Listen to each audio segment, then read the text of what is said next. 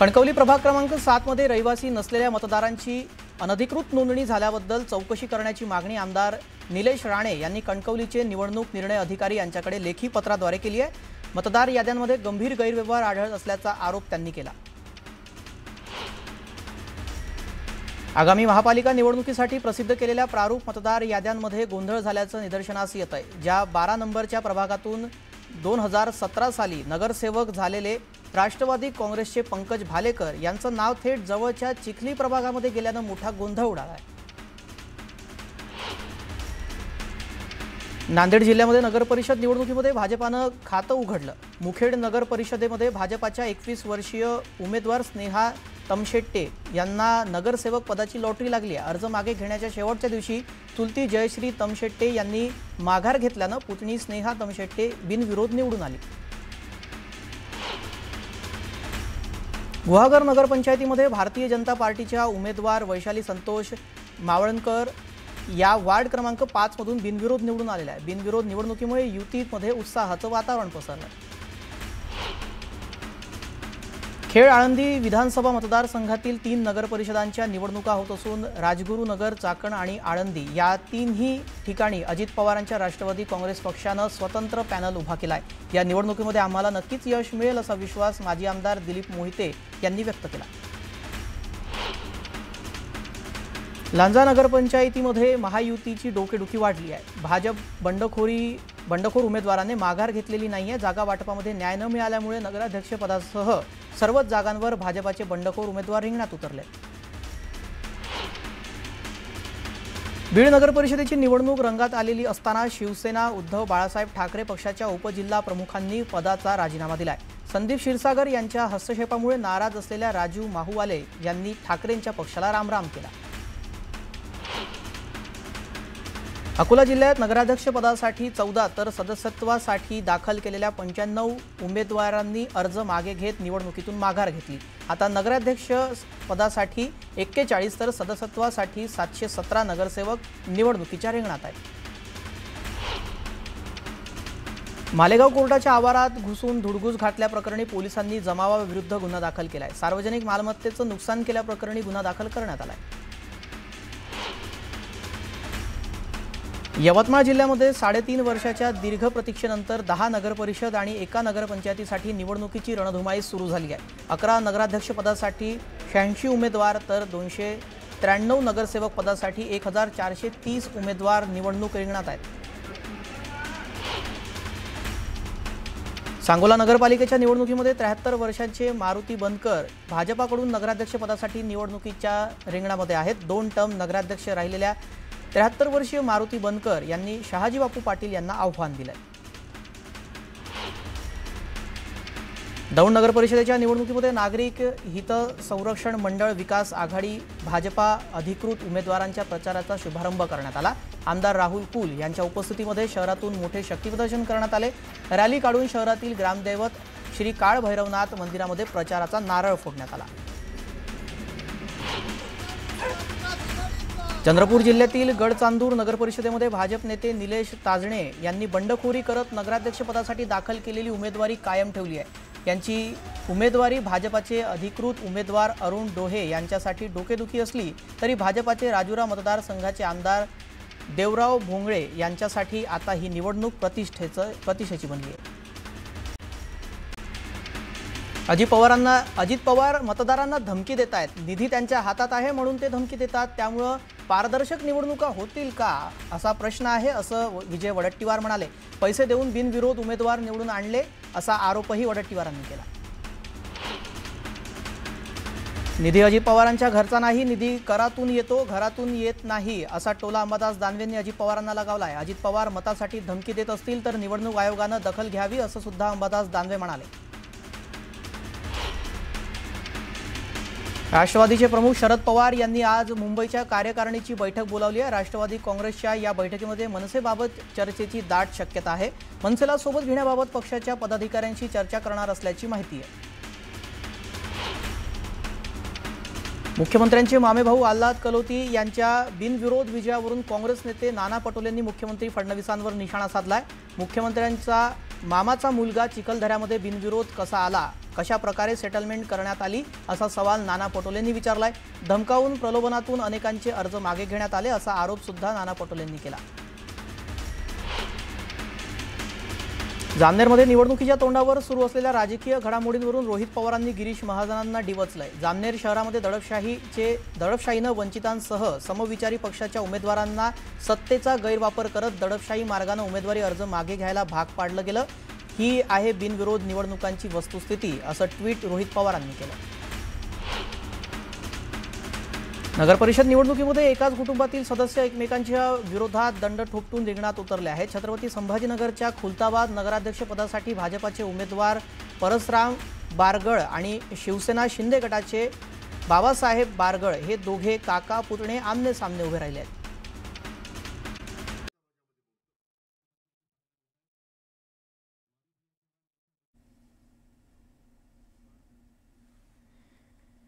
बाळासाहेबांच्या स्मृतीस्थळावर किशोरी पेडणेकर इथे अभिवादन करतानाची दृश्य आपण पाहतोय। थोड्याच वेळापूर्वी इथे भाजपानं आंदोलन केलं होतं। ठाकरेंना सद्बुद्धी द्या असं आंदोलन करण्यात आलं होतं भाजपाच्या वतीनं। त्यानंतर आता किशोरी पेडणेकर इथे पोहोचलेले आहेत। थोड्याच वेळापूर्वी त्यांनी माध्यमांशी सुद्धा संवाद साधला आणि अर्णव खैरे या तरुणाच्या आत्महत्येवरून भाजप राजकारण करतंय, या कुटुंबाला सांत्वना देण्याऐवजी भाजपाकडून राजकारण केलं जात असल्याचा गंभीर आरोप इथे किशोरी पेडणेकर यांनी माध्यमांशी बोलताना केला होता। त्यानंतर ते आता बाळासाहेबांच्या स्मृतीस्थळावर पोहोचलेले आहेत आणि तिथे अभिवादन करताना दिसत आहेत। ही दृश्य आपण थेट पाहतोय। उदय जाधव या संदर्भातले अधिक अपडेट देतील। उदय, सध्या किशोरी पेडणेकर आपण पाहतोय पोहोचले आहेत, काय अपडेट? आपण पाहतोय ते दृश्य शिवसेना प्रमुख बाळासाहेब ठाकरे यांचं छत्रपती शिवाजी महाराज मैदानामध्ये जे स्मृतीस्थळ आहे त्या स्मृतीस्थळाला अभिवादन करण्यासाठी आता शिवसेना ठाकरे गटाच्या नेत्या किशोरी पेडणेकर आले। ते आता प्रसार माध्यमांना प्रतिक्रिया देत आहेत। आपण तणावाचं वातावरण जे पूजा करण्यात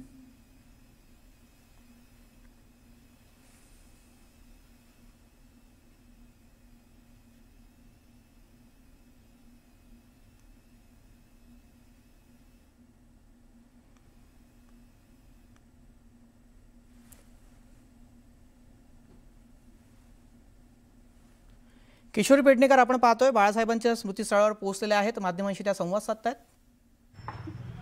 नित्य नियमाने सकाळी पूजा होते।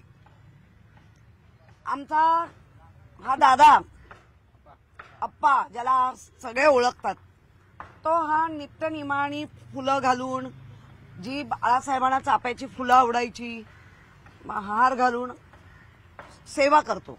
इथे स्वच्छता ठेवणं वगैरे।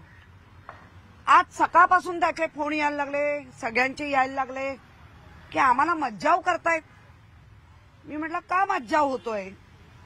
तर म्हणे भारतीय जनता पार्टीचे काही पदाधिकारी मंत्री महोदय इथे म्हणे नतमस्तक व्हायला येणार आहेत। चांगली गोष्ट आहे म्हटलं। शेवटी कळलं महाराष्ट्रात बाळासाहेब हवेच, गरज आहे। पण यांचे बाळासाहेबांना वापरण्याची पद्धत आजची मला कळली।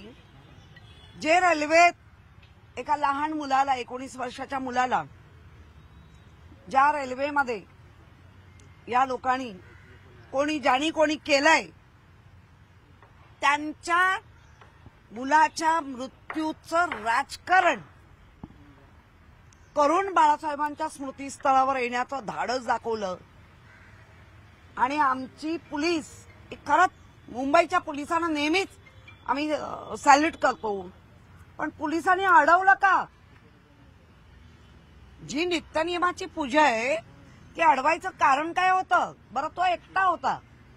आताही आम्ही सगळ्याला आणू शकत होतो, पण आम्हाला आमच्या बाळासाहेबांच्या स्मृतीस्थळाचं कुठलंही राजकारण नकोय। एवढी तुम्हाला अगदी फार बाळासाहेबांची, तर तुमचे नेते कमी पडतायत का?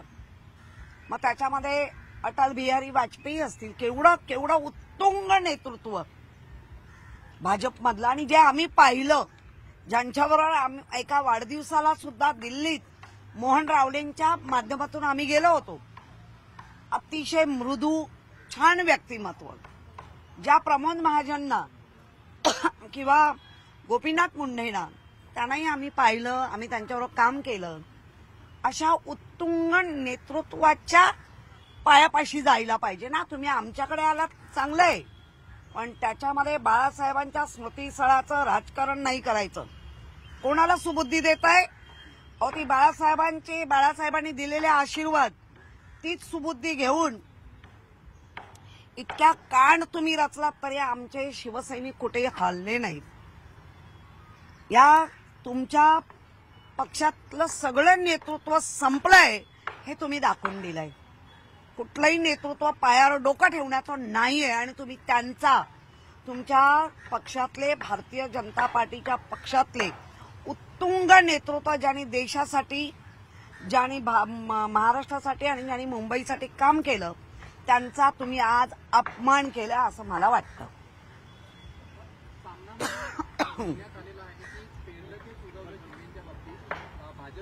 त्यांच्यावर मी आत्ता नाही काय बोलणार, अजिबात बोलणार नाही, कारण हा निसर्गाचा नियम आहे. पण कधी कधी निसर्गाच्या नियमामध्ये एक बहाड येतो किंवा त्याला काय म्हणतात, पूर येतो. तो पूर ह्यांनी 22ला आणला. घाणेरड्या पद्धतीने एखादी नदीचा पूर येतो, तसा आमच्याकडे तो पूर घाणेरड्या पद्धतीने आणला. पण त्या पुरात पण उद्धवजी निश्चयाने, ठामपणे सगळेच आम्ही त्यांच्यासोबत उभे आहोत. जनता त्यांच्यासोबत उभी आहे. त्यामुळे आमच्या स्मृतीस्थळाचं राजकारण केलं नाही गेलं पाहिजे, हे मात्र पक्क आहे. सामना अग्रलेखामध्ये आज सांगितलं आहे की 35 आमदार भाजपमध्ये जाणार. दावा केलेला आहे की शिंदेचे 35 आमदार येणाऱ्या काळात सोडले जातील. ऑपरेशन लोकशी सुरू आहे. मी ज्योतिषी नाही, परंतु आम्ही पण वयाच्या अगदी लहान वयापासून इथे काम केलंय पक्षात. त्यामुळे आम्हाला ती वाटचाल दिसते. आम्हाला म्हणण्यापेक्षा जनतेला पण, सगळ्यांनाच